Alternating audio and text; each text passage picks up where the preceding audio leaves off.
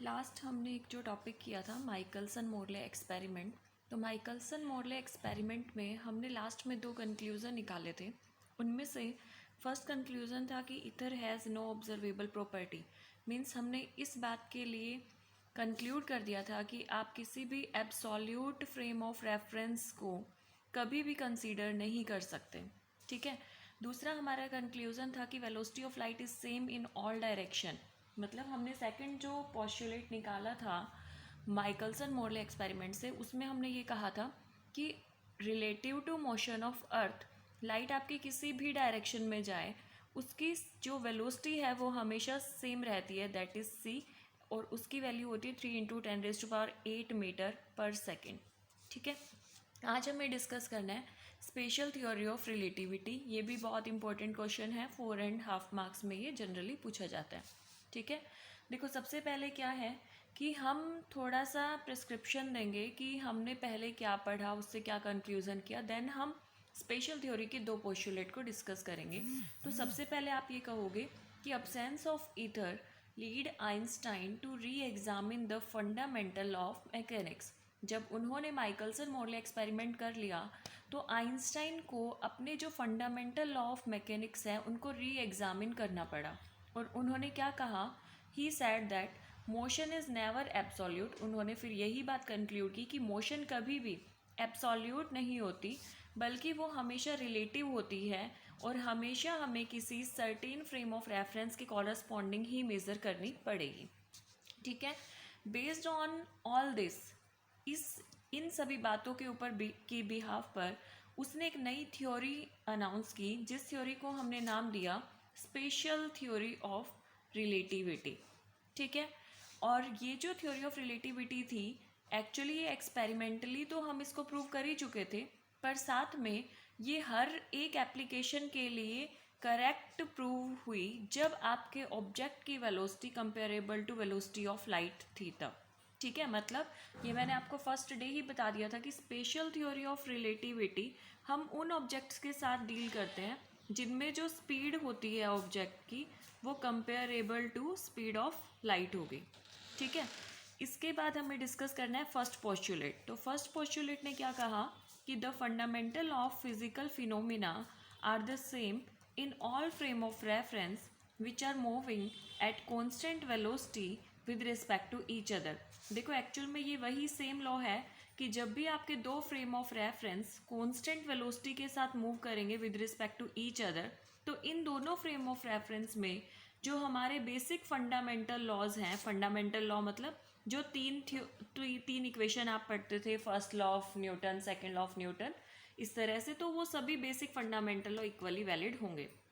और जो second postulate था स्पेशल थ्योरी ऑफ रिलेटिविटी का, उसने ये कहा कि the speed of light remains the same in all direction in free space.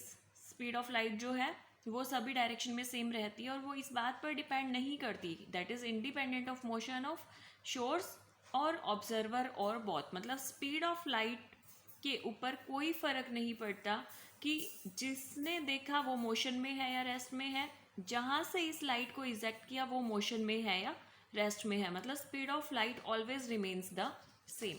ठीक है। अब नेक्स्ट हमारा टॉपिक है लॉरेंट्ज़ ट्रांसफॉर्मेशन। मैंने आपको बताया था कि हम दो तरह की ट्रांसफॉर्मेशन को डिस्कस करेंगे। उनमें से गैलीलियन ट्रांसफॉर्मेशन हमने डिस्कस की थी और गैलीलियन के रिजल्ट कुछ इस तरह से आए थे, x dash was equal to x minus v t, y dash was equal to y, z dash equal to z and t dash was equal to t. पर उस ट्रांसफॉर्मेशन में कुछ लिमिटेशंस मिली क्योंकि हमने जब प्रैक्टिकली एक्सपेरिमेंट किया तो हमें सेम रिजल्ट नहीं मिले। ठीक है। तो हमने एक न्यू ट्रांसफॉर्मेशन डेवलप की, that is known as Lorentz transformation. और इसको पहले आप डिफाइन करोगे एग्जाम में कि लॉरेंट्ज़ ट्रांसफॉर्मेशन एक्चुअल में क्या है, is a set of equation. Definition same as that हमने गैलीलियन में किया था कि it is a set of equation which is derived using postulate of special theory of relativity. ये एक न्यू टर्म ऐड हो गई आपकी इस ट्रांसफॉर्मेशन में कि आपने ये जो ट्रांसफॉर्मेशन डेवलप की वो आपने की using postulate of special theory of relativity. ठीक है। Which represent how the coordinate of an event which occur in space at any instant in one frame of reference are related to the coordinate of same event in another frame of reference moving with constant velocity relative to frame।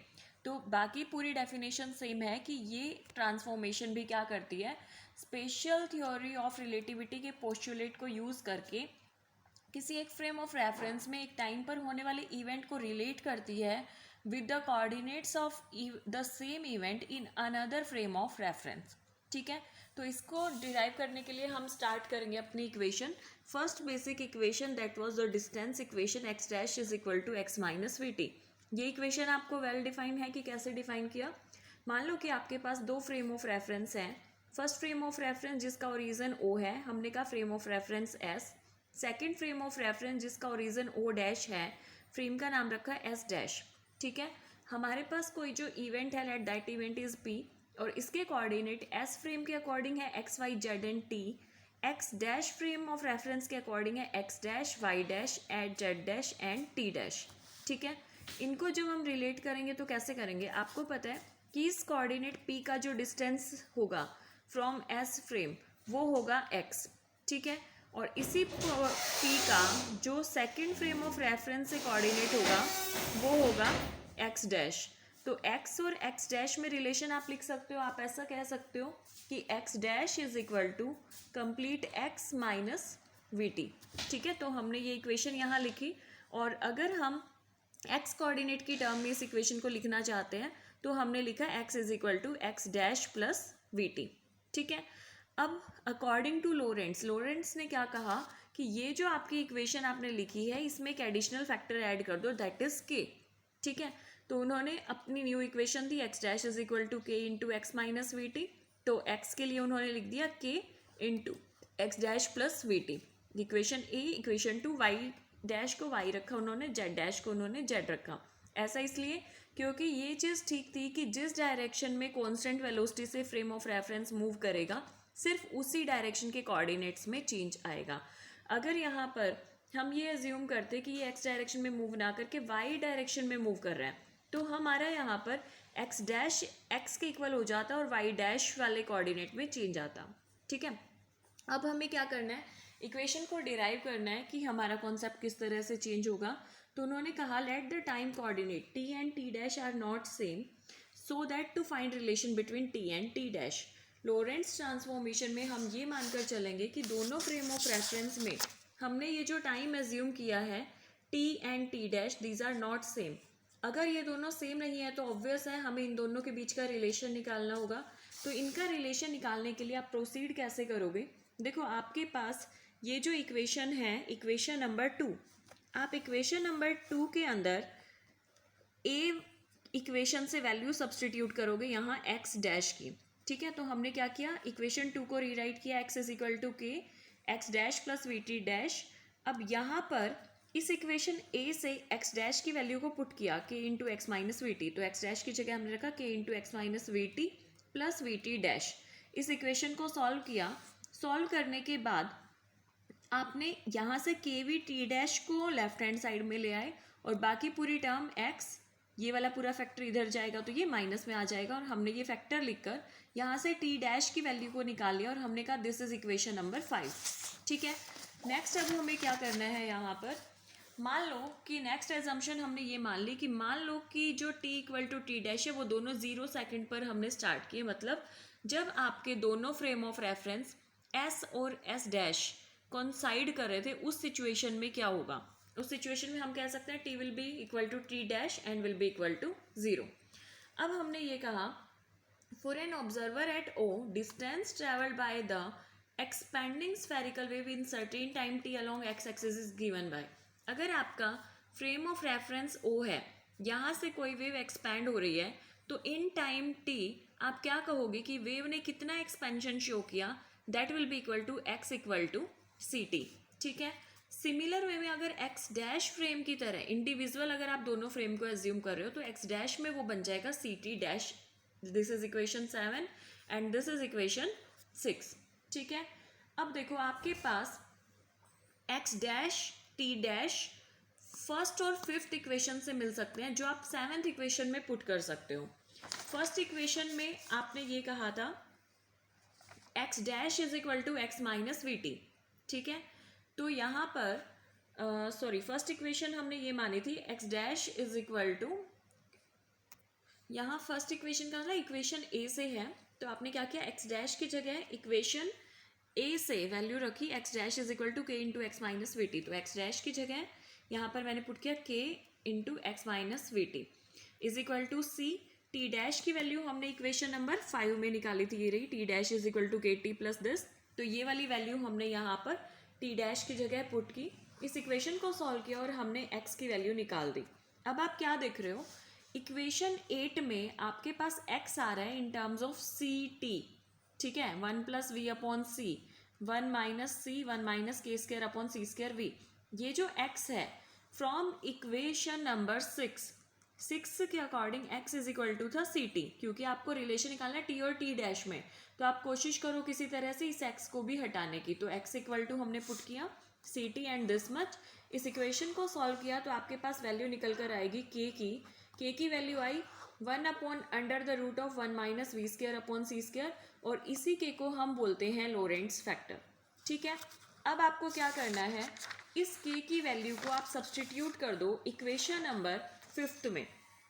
5th equation थी आपकी relation between t and t dash, तो यहाँ पर T dash equal to यहाँ k की value put करो, ये के स्क्वायर और ये अपॉन में जो k है इनमें t की वैल्यू को पुट करो। करने का मेथड क्या होगा, आप इक्वेशन को थोड़ा सिंप्लीफाई करो इस तरह से कि k आपका सिर्फ एक या दो जगह ही बचे। तो इक्वेशन 5 को रीराइट कर लो, k को कॉमन निकालो, k यहाँ से कॉमन निकला तो यहाँ एक और एडिशनल k स्क्वायर बन जाएगा। देन इस फैक्टर को आप सिंप्लीफाइड फॉर्म में लिखो 1 upon k square minus 1 x upon v. अब k की वैल्यू को यहाँ जब पुट करोगे तो relation between t and t dash आ गया, जहाँ पर t dash equal to t minus x v upon c square 1 upon 1 minus v square upon c square under the root, ठीक है। अब आपने क्या किया, आपके पास t का रिलेशन आ गया, आपके पास यहाँ से k का ट्रांसफॉर्मेशन भी आ गया था कि k की वैल्यू क्या है। k की वैल्यू को जब आप इक्वेशन a में और इक्वेशन 5 में पुट करते हो तो आपके पास relation between x and x dash मिल जाएगा। x dash is equal to x minus v t upon under the root of 1 minus v square upon c square.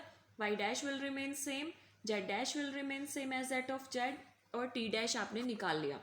ये तो बात हुई जब हम कोऑर्डिनेट्स को लिख रहे थे, हम x डैश कोऑर्डिनेट की टर्म को लिख रहे थे s कोऑर्डिनेट की टर्म में, मतलब हम s फ्रेम ऑफ रेफरेंस के इवेंट्स को लिख रहे हैं इन terms of x dash s dash frame की टर्म में। और अगर आप अपोजिट काम करना चाहते हो, मतलब आप चाहते हो कि आप s डैश फ्रेम के कोऑर्डिनेट को लिखो s फ्रेम कोऑर्डिनेट की टर्म्स में, तो ये रिलेशंस कुछ इस तरह से चेंज होते हैं कि आपको जो वेलोसिटी v आप अब तक मान रहे थे उसको अब आप कन्वर्ट कर दोगे माइनस v में, और जैसे ही आप उस इक्वेशन के कोऑर्डिनेट को v की जगह माइनस v में रिप्लेस करोगे तो आपके कोऑर्डिनेट s डैश फ्रेम की टर्म में आ जाएंगे फॉर s फ्रेम, ठीक है।